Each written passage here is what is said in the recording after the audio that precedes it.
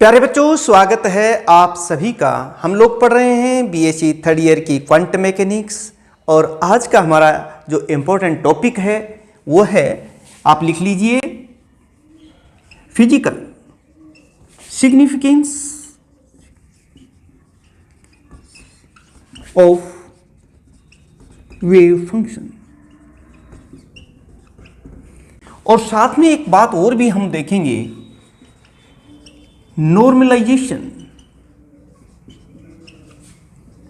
Of wave function. प्यारे बच्चों देखिए, बहुत ही बार ये क्वेश्चन आपके एग्जाम्स में इस तरह से पूछा जाता है कि what is physical significance of wave function and how it is normalized. 2 या 3 नंबर में ये क्वेश्चन आपसे पूछा जाएगा और स्टेप बाय स्टेप समझ करके आपको इसका आंसर देना है। मैं आपको समझा देता हूं, अगर आप पूरा लेक्चर देख लेंगे तो इसी लेक्चर के साथ ये टॉपिक आपका क्लियर हो जाएगा और आगे की क्वांटम मैकेनिक्स पढ़ने में भी आपको इंटरेस्ट आएगा और आपके कॉन्सेप्ट क्लियर हो जाएंगे। चलिए देखते हैं कि जो वेव फंक्शन होता है उसको हम किससे रिप्रेजेंट करते हैं।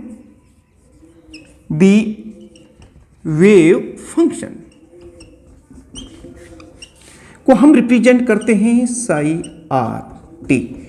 पिछले लेक्चर्स में हमने आपको बताया था। अली इस वेव फंक्शन की बात करें तो ये देता है probability of finding the particle at any point, यानी कि एक संभावना बता रहा है कि वहां पार्टिकल के होने की कितनी संभावना है बस। और ये एक कॉम्प्लेक्स नंबर है, यानी कि कॉम्प्लेक्स का मतलब समझते हो आप, जानते हैं जब हम किसी कॉम्प्लेक्स नंबर की बात करते हैं तो उसमें 2 पार्ट होते हैं, एक रियल पार्ट होता है और एक इमेजिनरी पार्ट होता है। और जहां इमेजिनरी पार्ट आ जाता है तो इसका मतलब है रियल में उसका वजूद कुछ कम हो जाता है। वही बात मैं यहां लिख रहा हूं, इट इज कॉम्प्लेक्स। ये कॉम्प्लेक्स है। सो अगर इस खुद एक वेव फंक्शन की हम बात करें तो इसका कोई बहुत ज्यादा फिजिकल सिग्निफिकेंस है नहीं, यानी कि यही बात मैं लिख रहा हूं, itself it has little significance, मतलब इसका कोई बहुत ज्यादा। देखिए, ये एक कॉम्प्लेक्स नंबर है जिसमें ये रियल पार्ट, ये इमेजिनरी पार्ट, और जहां इमेजिनरी पार्ट आ जाता है तो उसकी बहुत ज़्यादा वैलिडिटी होती नहीं है, बहुत ज़्यादा उसका सिग्निफिकेंस होता नहीं है, प्रोबेबिलिटी है। जैसे मैं कहूं कि मैं आज आपको मंगल ग्रह पर पहुंचा दूंगा, प्रोबेबिलिटी तो है लेकिन संभावना ही है, रियल में इसका वजूद नहीं है, लेकिन 0 प्रोबेबिलिटी नहीं है। मैं कहूं कि आज ही आपके सभी के जो आपके पेपर हैं उसमें 100% मार्क्स आ जाएंगे, गलत नहीं है, लेकिन ये इमेजिनरी ही रहेगी, क्योंकि जब तक आप पढ़ेंगे नहीं, सारे कॉन्सेप्ट्स आपके क्लियर होंगे नहीं, आपको पता नहीं चलेगा कि एग्जाम्स में हमें कैसे लिखना है, क्या आपकी तैयारी है, तब तक बहुत ज़्यादा इसका मीनिंग रहता नहीं है, मतलब एक काल्पनिक सी बात हो जाती है। यही बात यहाँ पर आ रही है कि अगर हम खाली एक वेव फंक्शन की बात करते हैं तो it gives the probability of finding the particle at any point and it is complex in nature, that is why it has a little physical significance. अब बात कर लेते हैं इसके स्क्वायर की बात कर लेते हैं। जैसे मान लो मैं स्क्वायर की बात करें तो साई, तो ये फंक्शन है ही, और इसका कॉम्प्लेक्स कंजुगेट क्या होता है यहाँ पर देखिए, -IB, ये होता है ना। और जब हम इसके स्क्वायर की बात करेंगे तो इसको हम कैसे लिखेंगे, इसको हम लिखेंगे साई स्टार, और इसको हम कहें यहाँ पर ये देखिए A+IB इंटू A-IB, और जब हम इसको स्क्वायर करेंगे A+B इंटू A-B तो I का स्क्वायर -1 होता है और ये चीज़ हो जाएगी A² + B²। आप देख रहे हैं कि ये एक रियल राशि है जी, इट इज रियल क्वांटिटी। प्यारे बच्चों, ये एक इसका जो स्क्वायर है ये एक रियल क्वांटिटी आ गई है, और रियल क्वांटिटी है तो इसका मतलब इसके स्क्वायर का सिग्निफिकेंस है। और ये देखिए इन 1926 मैक्स बोर्न, एक साइंटिस्ट हुए हैं, gives the mathematical interpretation of size scale. उन्होंने इसको सीधा जोड़ा, उन्होंने कहा कि जो इसका जो स्केल है ना, it gives the position probability density of the particle. उन्होंने कहा इट इज कॉल्ड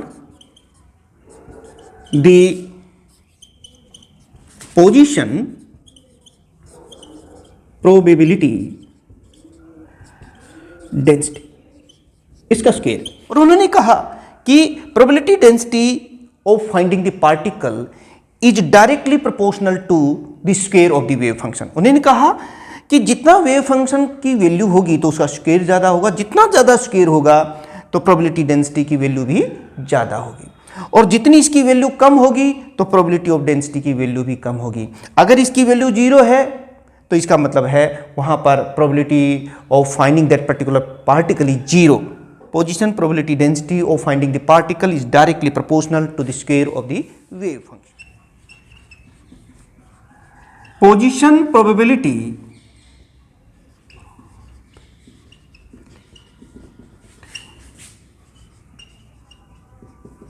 डेंसिटी, प्यारे बच्चों देखिए इसको हम ऐसे लिख लेते हैं R T and it is equal to psi, जो हमारा फंक्शन है, और इनटू इसका complex conjugate psi star R T.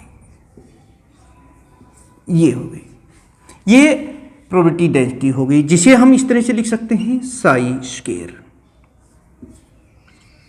और आप देख रहे हैं कि ये एक रियल क्वांटिटी आती है।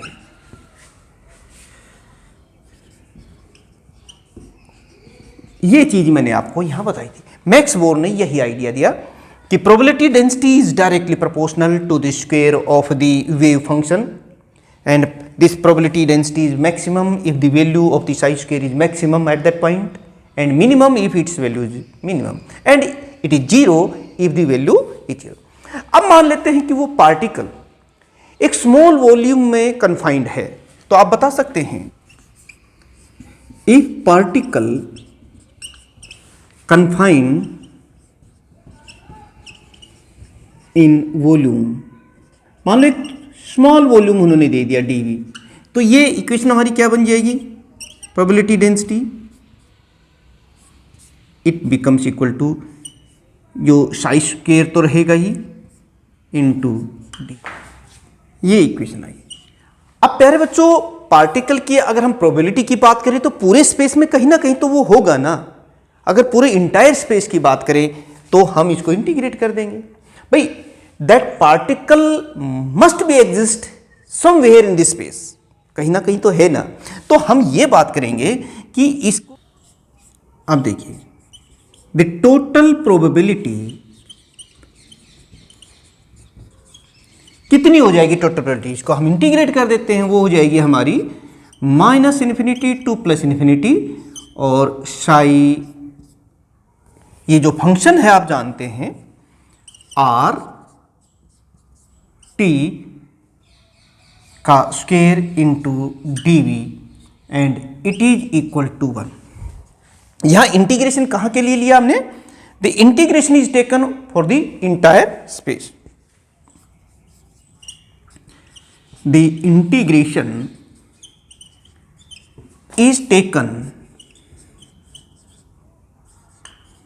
over entire space।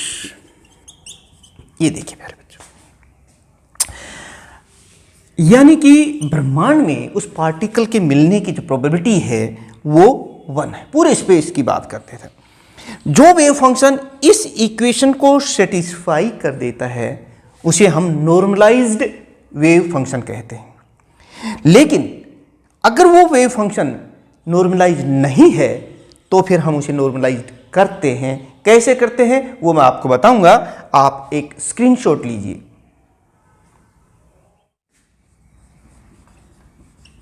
Normalisation of wave function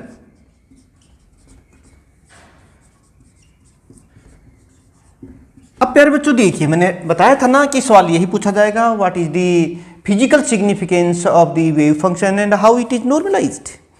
या पहले देख लेते हैं कि भाई नॉर्मलाइज्ड वेव फंक्शन होता क्या है। देखिए, जो वेव फंक्शन इस कंडीशन को सेटिस्फाई करता है तो वो नॉर्मलाइज्ड होता है। यानी a wave function is said to be normalized if the probability of finding the particle in the entire space is unity. इसको आप ऐसे लिख सकते हैं, a wave function is said to be normalized if the probability of, मेरे साथ साथ notes जरूर बनाते रहें, if the probability of finding the particle in entire space is unity। तो इस कंडीशन को सेटिस्फाई कर रहा है साई।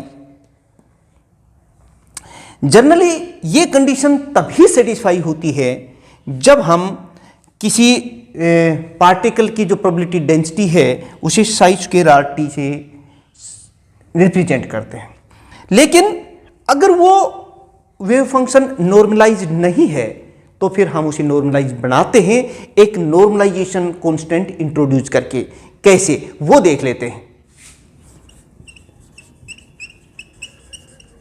प्यारे बच्चों देखिए, आमतौर पे मैंने बात बताई कि ये वाली जो कंडीशन है नॉर्मलाइजेशन कंडीशन तभी सेटिस्फाई होती है जब कोई probability of finding the particle Sai square से ही मल्टीप्लाई रिप्रेजेंट किया जा रहा हो। लेकिन जनरली ये जो वेव फंक्शन होता है ये नॉर्मलाइज नहीं होता। यानी कि दी जनरल, आप बात कर रहे हैं दी वेव फंक्शन नॉट नॉर्मलाइज्ड, ये नॉर्मलाइज नहीं होता। इसलिए हम क्या करते हैं, एक नॉर्मलाइजेशन कांस्टेंट इंट्रोड्यूस करते हैं। So we take a normalization constant, इसका इंट्रोड्यूस करते हुए वेव फंक्शन, मतलब वो wave function psi are T लेने की बजाय हम ये लेते हैं A into psi are T. और फिर देखिए ये वाली जो हमारी इक्वेशन थी वो क्या बन जाएगी, वो इस तरह से बन जाएगी। जो प्रोबेबिलिटी डेंसिटी अगर हम लिखेंगे minus infinity to plus infinity A into psi R T into A, और फिर कंप्लेक्स कंजुगेट इसका psi R T into D v, और ये हो जाएगी 1। भाई अगर ये 1 नहीं है, यहाँ probability of finding the particle in entire space is not equal to 1, so we introduce this constant and this constant is called normalization constant. और इसके लिए हमने इसको नॉर्मलाइज कर दिया इस कांस्टेंट को इंट्रोड्यूस करके। इसको थोड़ा सा सिंप्लीफाई कर लीजिए। देखिए ए स्क्वायर हम बाहर ले लेते हैं, ए है ना, और इसको ऐसे लिख देते हैं minus infinity to plus infinity psi R T into psi R T into D V, it is equal to 1। हमें चाहिए ए। भैया नॉर्मलाइजेशन कांस्टेंट कितना होगा, तो हम ऐसे निकाल लेंगे ए स्क्वायर कितना हो जाएगा, यहां से देखिए 1 अपॉन, इस सब को हम ये राइट साइड में ले जाएंगे 1 के नीचे, और हम लिखेंगे minus infinity to plus infinity psi R T into Sai complex conjugate R T, ऐसे लिख देंगे, और इंटू डी वी। और इसके स्थान पर क्योंकि ये 3 इंटायर स्पेस के लिए है तो D X D Y D Z ऐसे भी लिख सकते हैं। और प्यारे बच्चों ये नॉर्मलाइजेशन कांस्टेंट आ जाएगा। और अगर हम ए चाहते हैं तो यहाँ पे फिर 1/2 आ जाएगा, स्क्वायर रूट ले लेंगे दोनों तरफ। और ये एक और इक्वेशन हमारे पास आ गई, इक्वेशन नंबर 3, जो हमें दे रही है नॉर्मलाइजेशन कांस्टेंट। और ये चीज यहाँ ये D X D Y D Z हमने डी वी के स्थान पर लिखा है। तो प्यारे बच्चों देखिए, क्वेश्चन क्या पूछा गया था हमसे क्वेश्चन पूछा गया था कि what is the physical significance of the wave function and how it is normalize. हमने क्या कहा कि वेव फंक्शन की अपने आप में तो कोई फिजिकल सिग्निफिकेंस नहीं है, it just give the probability of finding the particle. और ये कम्प्लेक्स नेचर की होती है जिसमें इमेजिनरी पार्ट होता है, इसलिए इसकी कोई अपने आप में इसका कोई विशेष महत्व नहीं है, विशेष फिजिकल सिग्निफिकेंस नहीं है।